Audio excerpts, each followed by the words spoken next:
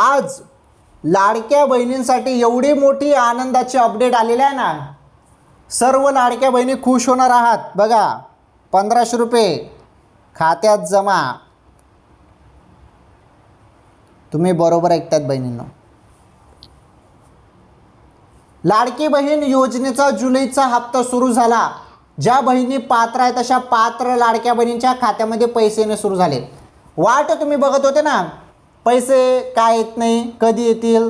भरपूर बहिणी टेन्शन पण घेत होत्या आणि भरपूर बहिणींना तर हप्ता बंद झाला. बरं, ज्या बहिणी निकषात बसत नाही त्यांचा हप्ता बंद करण्यात आला आणि ज्या बहिणी निकषात बसतील अशा बहिणींनाच आता लाभ मिळणार आहे यापुढे.